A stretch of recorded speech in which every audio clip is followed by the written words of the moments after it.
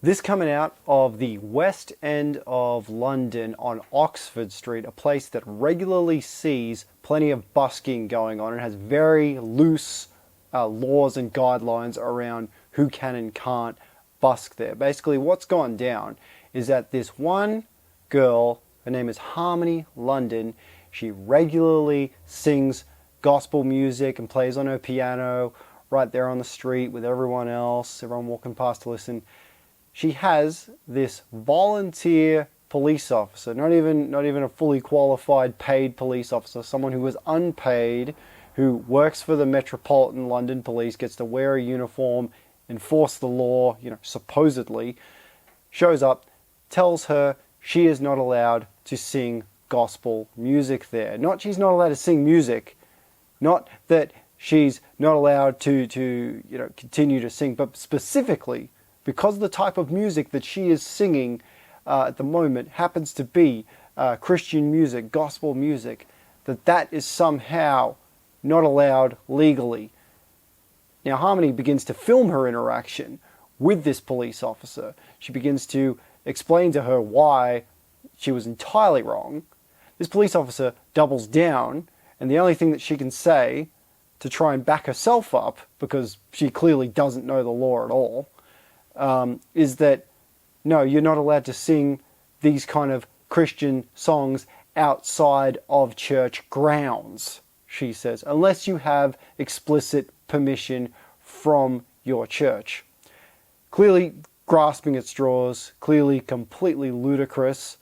She simply just wants to obviously not have Christian music played on this particular street at this particular time. She doesn't want to have to hear it. You're allowed to do anywhere. No, miss, you're not allowed to sing church songs outside of church grounds, by the way. You're not allowed to sing church songs outside of church songs or church you're not allowed grounds. That's fine. That's you're fine. not allowed. She just said you're not allowed to sing church songs outside of church. Our church outside of church grounds, unless you have unless That's you've been authorized by the church to do this kind of song. Not saying anything anymore. Are you saying that you don't care about the Human Rights Act? You're lost?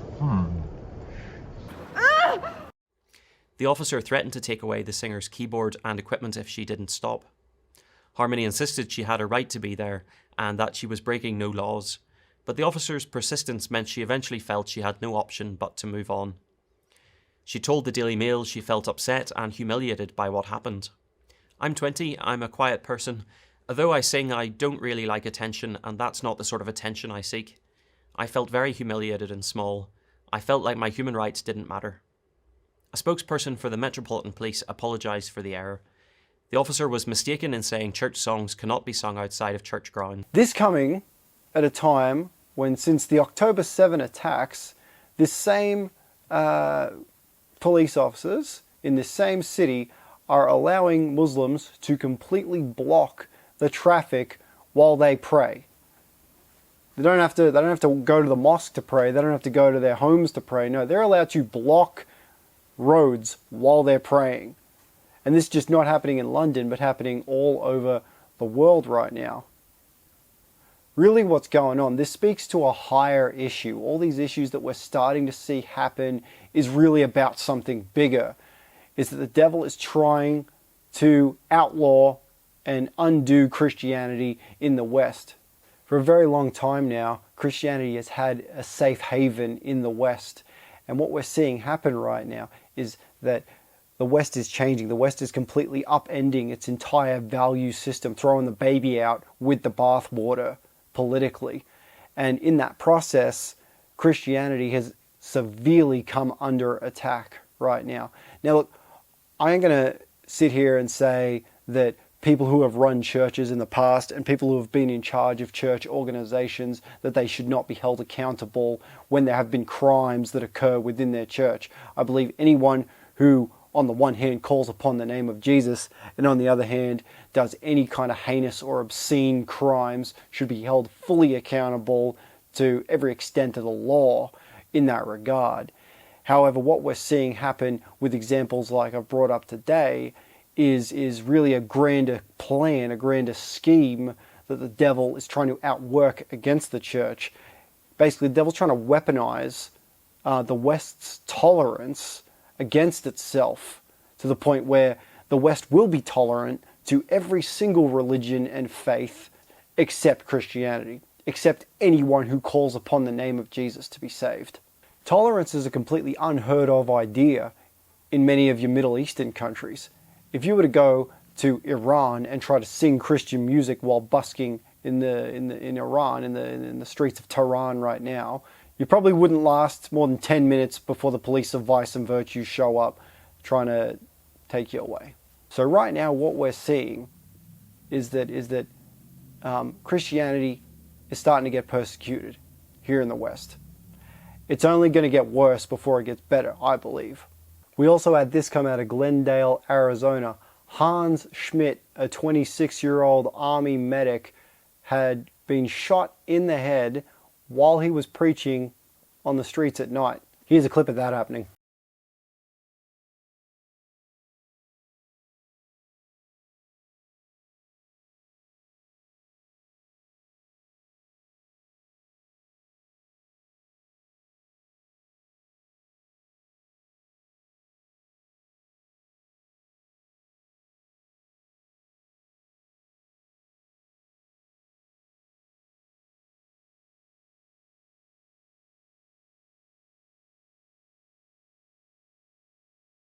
At some point while Schmidt was on the corner preaching, someone came by, shot him in the head, then took off. Read verses, preach a little bit. And Paul Sanchez works nearby and says when Schmidt was out preaching, some people drove by screaming and cursing at him. a slurry of everything, really. I mean, hateful comments, people yelling at him, just get off the street, all sorts of mean things. Sanchez never imagined things would escalate, especially since he says Schmidt never confronted anyone or responded to the mean comments. Just before service, yeah. Larry Detman was at services here last night when the pastor announced what happened. Minutes later, the pastor ran off to the hospital to check on Schmidt. Out of nowhere, how does this happen? You know, there's some evil people in this world that got a bunch of human junk in their life, and they take it out on somebody else. So people are following darkness instead of light, asking God to help them and heal them. It is still unclear whether the street preacher was shot by somebody driving by or if somebody walked up, shot him, then ran off. So far, no arrests have been made. As for the street preacher's condition, Glendale police have not provided any updates. As soon as we learn anything new, we'll let you know. In the West Valley, Jason Berry for Arizona's Family. What kind of world are we living in now where a guy can't even preach the gospel in the streets without getting himself shot somehow? But we do have some good news on this front. He is alive and well. He's beginning to recover. His wife said that he showed up in church, playing the drums. He was walking, he was talking, seemingly getting back to normal, but keep him in your prayers for a full recovery. And thank you for everyone who has prayed that he would get as far as he has now. What we're seeing right now, this kind of persecution against Christianity in the West, I believe, sad to say, it's only going to get worse before it gets better. I'm really hoping it doesn't, but the signs aren't pointing things that way right now. We're starting to see some of the end time activities in their seed forms pop out.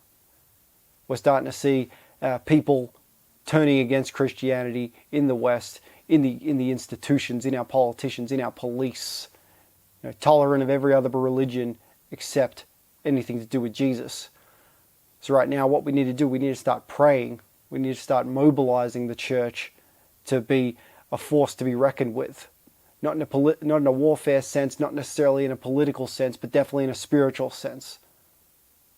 I think the more times police would try to tell us that we're not allowed to do things like this, not allowed to busk on the street, not allowed to sing gospel music outside, not allowed to witness, not allowed to evangelize, not allowed to street preach, I think what we need to see happen is Christians just doing it anyway.